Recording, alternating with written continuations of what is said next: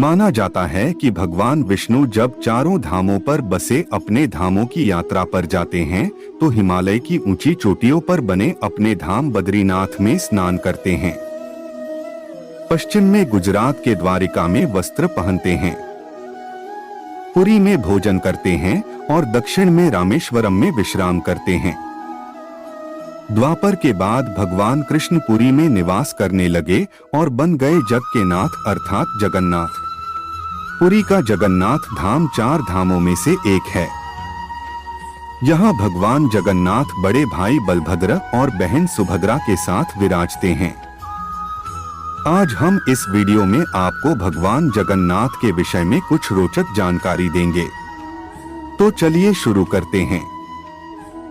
हिंदुओं की प्राचीन और पवित्र 7 नगरियों में पुरी उड़ीसा राज्य के समुद्री तट पर बसा है। जगन्नाथ मंदिर विष्णु के 8वें अवतार श्री कृष्ण को समर्पित है। ब्रह्मा और स्कंद पुराण के अनुसार यहाँ भगवान विष्णु पुरुषोत्तम नीलमाधव के रूप में अवतरित हुए और सबर जनजाति के परम पूज्य देवता बन गए। सबर जनजाति के देवता होने के कारण यहाँ भगवान जगन्नाथ का रूप कबीलाई देवताओं की तरह है। पहले कबीले के लोग अपने देवताओं की मूर्तियों को काष्ठ से बनाते थे। जगन्नाथ मंदिर में सबर जनजाति के पुजारियों के अलावा ब्राह्मण पुजारी भी हैं। ज्येष्ठ पूर्णिमा से आषाढ़ पूर्णिमा तक सबर जाति के दैतापति जगन्नाथ जी की सारी रीतियां करते हैं। इस मंदिर का सबसे पहला प्रमाण महाभारत के वन पर्व में मिलता है। कहा जाता है कि सबसे पहले सबर आदिवासी विश्ववसु ने नीलमाधव के रूप में इनकी पूजा की थी। आज भी पुरी के मंदिरों में कई सेवक हैं जिन्हें दैतापति के नाम से जाना जाता है। इंद्रद्युम्न मालवा का राजा था, जिनके पिता का नाम भारत और माता का नाम सुमति था। एक रात भगवान विष्णु ने उनको सपने में दर्शन दिए और कहा, नीलांचल पर्वत की एक गुफा में मेरी एक मूर्ति है, उसे नीलमाधव कहते हैं। तुम एक मंदिर बनवाकर उसमें मेरी यह मूर्ति स्थापित कर दो।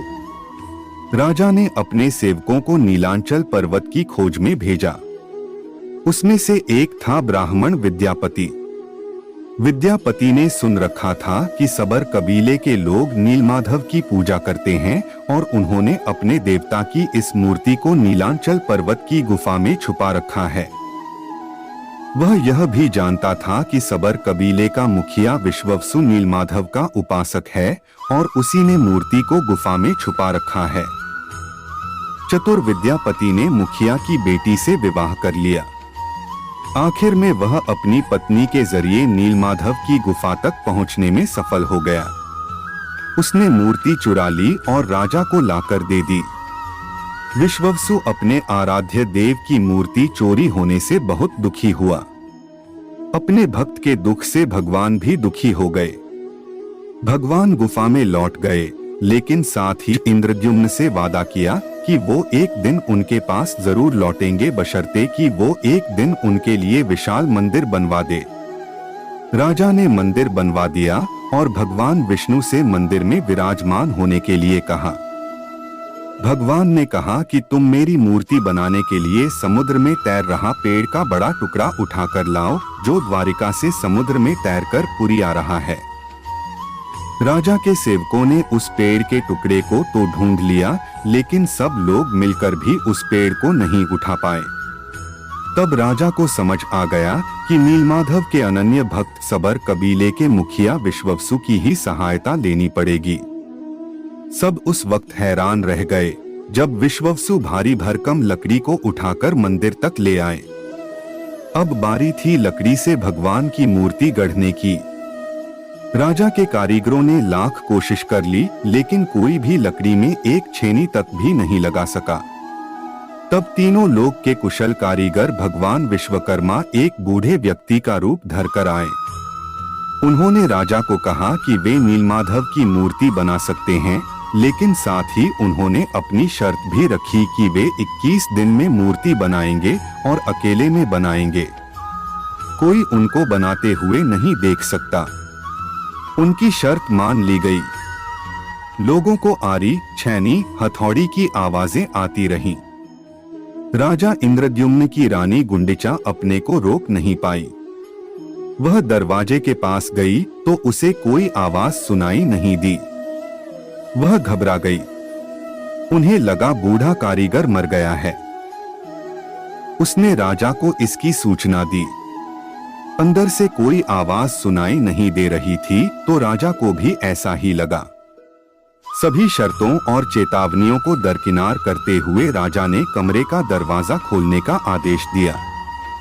जैसे ही कमरा खोला गया तो बूढ़ा व्यक्ति गायब था और उसमें 3 अधूरी मूर्तियां पड़ी मिली। भगवान नीलमाधव और उनके भाई के छोटे छोटे हाथ बने थे, लेकिन उनकी टांगे नहीं, जबकि सुभद्रा के हाथ पांव बनाए ही नहीं गए थे। राजा ने इसे भगवान की इच्छा मानकर इन्हीं अधूरी मूर्तियों को स्थापित कर दिया। तब से लेकर आज तक तीनों भाई बहन इसी रूप में विद्यमान हैं।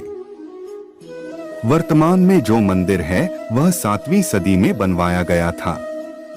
हालांकि इस मंदिर का निर्माण ईसा पूर्व 2 में भी हुआ था। यहाँ स्थित मंदिर 3 बार टूट चुका है।